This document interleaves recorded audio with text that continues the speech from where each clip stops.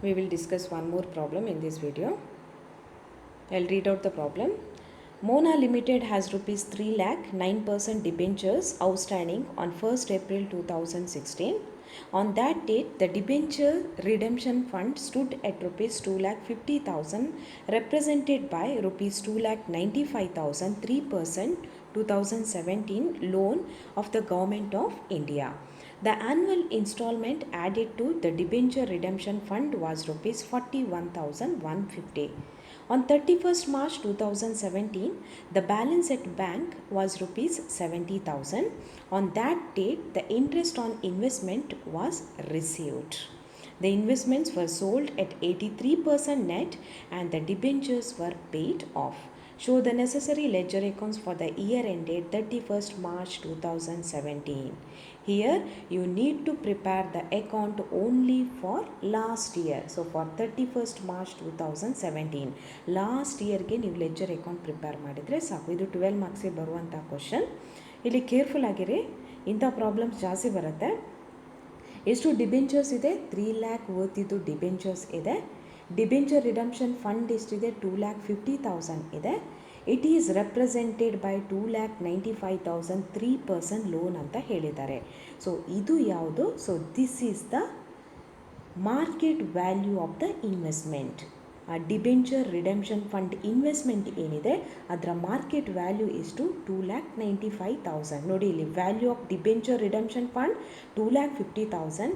Debenture redemption fund investment ಇದು market value ಎಷ್ಟು? 2,95,000. Okay, ಈ ಮಾರ್ಕೆಟ್ ವ್ಯಾಲ್ಯೂ ಅವರು ಕೊಟ್ಟಾಗ ನಾವು ಏನು ಮಾಡಬೇಕು ಅಂತ ಹೇಳಿದರೆ, ಇಲ್ಲಿ ಡಿಬೆಂಚರ್ ರಿಡೆಂಪ್ಷನ್ ಫಂಡ್ ಇನ್ವೆಸ್ಟ್ಮೆಂಟನ್ನು ನಾವು 2,50,000 ಓಪನಿಂಗ್ ಬ್ಯಾಲೆನ್ಸ್ ಅಂತಲೇ ತೆಕ್ಕೊಳ್ತೇವೆ. ಓಕೆ, ಬಟ್ ಇಂಟ್ರೆಸ್ಟ್ ಕ್ಯಾಲ್ಕುಲೇಷನ್ ಮಾಡುವಾಗ ಮತ್ತು ರಿಯಲೈಸ್ಡ್ ವ್ಯಾಲ್ಯೂ ಆಫ್ ಇನ್ವೆಸ್ಟ್ಮೆಂಟನ್ನು ನಾವು ಫೈಂಡ್ ಔಟ್ ಮಾಡುವಾಗ ನಾವು ಈ ಮಾರ್ಕೆಟ್ ವ್ಯಾಲ್ಯೂನ ಕನ್ಸಿಡರ್ ಮಾಡಬೇಕು. ನಾವು ಕಾಸ್ಟ್ ವ್ಯಾಲ್ಯೂನ ಕನ್ಸಿಡರ್ ಮಾಡುವ ಹಾಗೆ ಇಲ್ಲ. ಓಕೆ, ಕಾಸ್ಟ್ ವ್ಯಾಲ್ಯೂ ಯಾವುದು? 2,50,000. Market value 2,95,000. ಈ 2,95,000 ಎಲ್ಲಿ ಕನ್ಸಿಡರ್ ಮಾಡಬೇಕು? ಒಂದು ಇಂಟ್ರೆಸ್ಟ್ ಕ್ಯಾಲ್ಕುಲೇಷನ್ ಮಾಡುವಾಗ, ಇನ್ನೊಂದು ಸೇಲ್ ವ್ಯಾಲ್ಯೂ ಆಫ್ ಇನ್ವೆಸ್ಟ್ಮೆಂಟನ್ನು ಫೈಂಡ್ ಔಟ್ ಮಾಡುವಾಗ ಈ ಎರಡು ಟೈಮಲ್ಲಿ ಈ ವ್ಯಾಲ್ಯೂನ ನಾವು ಈ ವ್ಯಾಲ್ಯೂನ ನಾವು ಕನ್ಸಿಡರ್ ಮಾಡಬೇಕು. ಓಕೆ, ಇದೊಂದು ಪಾಯಿಂಟ್. ಇನ್ನು ವರ್ಷದ ಆ್ಯನ್ಯುವಲ್ ಅಪ್ರಾಪ್ರಿಯೇಷನ್ ಎಷ್ಟು? ರಿಸರ್ವ್ಸ್ ಆ್ಯಂಡ್ ಸರ್ಪ್ಲಸ್ಸಿಂದ 41,150. ಓಕೆ, ಇದು ಪ್ರಾಫಿಟ್ ಆ್ಯಂಡ್ ಲಾಸಿಂದ ಅಪ್ರಾಪ್ರಿಯೇಷನ್ ಮಾಡುವಂಥ ಅಮೌಂಟ್ 41,150. ಇನ್ನೊಂದು ಬ್ಯಾಂಕ್ ಬ್ಯಾಲೆನ್ಸ್ ಕೊಟ್ಟಿದ್ದಾರೆ. ಸೊ ಅದರಿಂದ ನಾವು ಇಲ್ಲಿ ಬ್ಯಾಂಕ್ ಅಕೌಂಟನ್ನು ಪ್ರಿಪೇರ್ ಮಾಡಬೇಕು. ಈ ಬ್ಯಾಂಕ್ ಬ್ಯಾಲೆನ್ಸ್ ಯಾವಾಗ ಕೊಟ್ಟಿದ್ದಾರೆ? 31st March 2017 ಅಂತ ಕೊಟ್ಟಿದ್ದಾರೆ. 1st April 2016 ಅಂತ ಕೊಟ್ಟಿಲ್ಲ, 31st March 2017 ಅಂತ ಕೊಟ್ಟಿದ್ದಾರೆ. ಆದ ಕಾರಣ ನಾವು ಏನು ಮಾಡಬೇಕು? ಎರಡು ಇಫೆಕ್ಟ್ ಇಲ್ಲಿ ತೋರಿಸಬೇಕು. ಒಂದು ಓಪನಿಂಗ್ ಬ್ಯಾಲೆನ್ಸ್ ತೋರಿಸಬೇಕು, ಬ್ಯಾಲೆನ್ಸ್ ಆನ್ 31st March 2017. ಇನ್ನೊಂದು ಇನ್ವೆಸ್ಟ್ಮೆಂಟ್ ರಿಯಲೈಸ್ ಆದದಕ್ಕೆ ಎಂಟ್ರಿ ತೋರಿಸಬೇಕು. ಇನ್ನೊಂದು ಡಿಬೆಂಚರ್ ಹೋಲ್ಡರ್ಸ್ಗೆ ಪೇಮೆಂಟ್ ಆದದಕ್ಕೆ ಎಂಟ್ರಿ ತೋರಿಸಬೇಕು. ಇಲ್ಲಿ ಇಂಟ್ರೆಸ್ಟ್ ರಿಸೀವ್ ಆದದಕ್ಕೆ ಎಂಟ್ರಿ ತೋರಿಸಲಿಕ್ಕಿಲ್ಲ. ಇಲ್ಲಿ ಸ್ಪೆಸಿಫಿಕ್ ಆಗಿ ಕೊಟ್ಟಿದ್ದಾರೆ ಕೂಡ. ಆನ್ ದ್ಯಾಟ್ ಡೇಟ್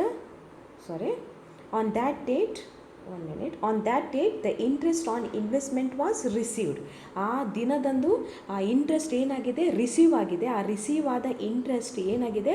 ಈ 70,000 ರುಪೀಸಲ್ಲಿ ಆಲ್ರೆಡಿ ಇನ್ಕ್ಲೂಡ್ ಆಗಿದೆ. ಓಕೆ, ಅದು 70,000 ಕೊಟ್ಟು ಬಿಫೋರ್ ರಿಸೀವಿಂಗ್ ದ ಇಂಟ್ರೆಸ್ಟ್ ಅಂತ ಕೊಟ್ಟರೆ ಆ ಕೇಸಲ್ಲಿ ನೀವು ಇಂಟ್ರೆಸ್ಟ್ಗೆ ಎಂಟ್ರಿಯನ್ನು ತೋರಿಸಬೇಕು. ಸೊ ಸೈಲೆಂಟ್ ಆಗಿದ್ದರೆ ಏನೂ ಇನ್ಫಾರ್ಮೇಷನ್ ಇಲ್ಲ ಅಥವಾ ಆಲ್ರೆಡಿ ರಿಸೀವ್ಡ್ ಆ ರೀತಿ ಏನಾದರೂ ಇದ್ದರೆ ಆಗ ನೀವು ಆ ಇಂಟ್ರೆಸ್ಟ್ಗೆ ಎಂಟ್ರಿ ತೋರಿಸಲಿಕ್ಕಿಲ್ಲ. Okay, 83% of the investment is realise. ನಾನು ಹೇಳಿದೆ ಇಲ್ಲಿ ರಿಯಲೈಸ್ ವ್ಯಾಲ್ಯೂ ಫೈಂಡ್ ಔಟ್ ಮಾಡುವಾಗ ಈ ಮಾರ್ಕೆಟ್ ವ್ಯಾಲ್ಯೂನ ಕನ್ಸಿಡರ್ ಮಾಡಬೇಕು. ಓಕೆ, ಈಗ ಪ್ರಾಬ್ಲಮ್ ನೋಡುವ. Debenture redemption fund investment 9% debentures, debenture holders, bank account, necessary ledger accounts ಅಂತ ಹೇಳಿದ್ದಾರೆ. ಸೊ ಅದಕ್ಕೆ ನಾವು ಎಲ್ಲ ಅಕೌಂಟನ್ನು ಪ್ರಿಪೇರ್ ಮಾಡುವ. Okay, we need to prepare the account only for last year. Okay, first debenture redemption fund ನೋಡಿ. Opening balance brought down ಎಷ್ಟು? 2,50,000 ಇದೆ. Next interest on debenture redemption fund investment account ಇಲ್ಲಿ ನೋಡಿ, ಬಿ ಕೇರ್ಫುಲ್, 2,50,000 ಮೇಲೆ ಅಲ್ಲ, 2,95,000 ಮೇಲೆ. ಇಲ್ಲಿ ಮಾರ್ಕೆಟ್ ವ್ಯಾಲ್ಯೂನ ನಾವು ಕನ್ಸಿಡರ್ ಮಾಡ್ತೇವೆ. ಅದರ ಮೇಲೆ 3% 8,850. ನೆಕ್ಸ್ಟ್ ಇದು ಆ್ಯನ್ಯುವಲ್ ಅಪ್ರಾಪ್ರಿಯೇಷನ್ ಪ್ರಾಬ್ಲಮಲ್ಲಿ ಸ್ಪೆಸಿಫಿಕ್ ಆಗಿ ಕೊಟ್ಟಿದ್ದಾರೆ 41,150. ನೆಕ್ಸ್ಟ್ ನಾವು ಕ್ಲೋಸ್ ಮಾಡುವ ಹಾಗೆಲ್ಲ ಡಿಬೆಂಚರ್ ರಿಡೆಂಪ್ಷನ್ ಫಂಡನ್ನು ನಾವು ಕ್ಲೋಸ್ ಮಾಡಬೇಕಾದ್ರೆ ಏನು ಮಾಡಬೇಕು, ಡಿಬೆಂಚರ್ ರಿಡೆಂಪ್ಷನ್ ಫಂಡ್ ಇನ್ವೆಸ್ಟ್ಮೆಂಟನ್ನು ಫಸ್ಟಿಗೆ ಕ್ಲೋಸ್ ಮಾಡಬೇಕು. ಇಲ್ಲಿ ಡಿಬೆಂಚರ್ ರಿಡೆಂಪ್ಷನ್ ಫಂಡ್ ಇನ್ವೆಸ್ಟ್ಮೆಂಟಲ್ಲಿ ನೋಡಿ ಫಸ್ಟ್ ಓಪನಿಂಗ್ ಬ್ಯಾಲೆನ್ಸ್, ಇಲ್ಲಿ ನಾವು ಇವೊಂದು ಅದು ಫೇಸ್ ವ್ಯಾಲ್ಯೂ 2,95,000 ಇದ್ದರೂ, ಮಾರ್ಕೆಟ್ ವ್ಯಾಲ್ಯೂ 2,95,000 ಇದ್ದರೂ ನಾವು 2,50,000 ತಗೊಳ್ತೇವೆ. ಓಕೆ, ಈಗ ಸೇಲಿಗೆ ಎಂಟ್ರಿ ಕೊಡ್ತೇವೆ.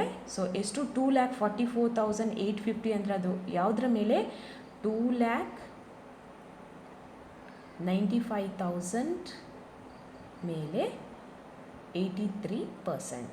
ಓಕೆ, 2,50,000 ಮೇಲೆ ಅಲ್ಲ, 2,95,000 ಮೇಲೆ, 2,95,000 ಇಂಟು 83%. ಸೊ ಎಷ್ಟು, ರಿಯಲೈಸ್ಡ್ ವ್ಯಾಲ್ಯೂ 2,44,850. ಸೊ ರಿಮೈನಿಂಗ್ ಬ್ಯಾಲೆನ್ಸನ್ನು ನಾವು ಲಾಸ್ಗೆ ಟ್ರಾನ್ಸ್ಫರ್ ಮಾಡ್ತೇವೆ. 5,150 ಡಿಬೆಂಚರ್ ರಿಡೆಂಪ್ಷನ್ ಫಂಡಿಗೆ ಟ್ರಾನ್ಸ್ಫರ್ ಮಾಡ್ತೇವೆ. ಸೊ ಇದು ಕ್ಲೋಸ್ ಆಯಿತು. ಈಗ ಡಿಬೆಂಚರ್ ರಿಡೆಂಪ್ಷನ್ ಫಂಡ್ ಅಕೌಂಟನ್ನು ಕ್ಲೋಸ್ ಮಾಡಿ, ಅಲ್ಲಿ ಏನು ನೀವು ಲಾಸಿಗೆ ಟ್ರಾನ್ಸ್ಫರ್ ಮಾಡಿದ್ದೀರಿ ಅದು ಇಲ್ಲಿ ಬರಬೇಕು. 5,150 debenture redemption fund investment account.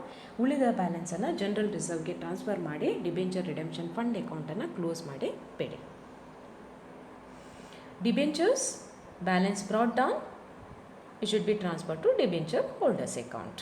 ಆಯಿತು, debenture holders account by debentures account to bank account ಅಲ್ಲಿ ಸೆಟ್ಲ್ ಆಯಿತು.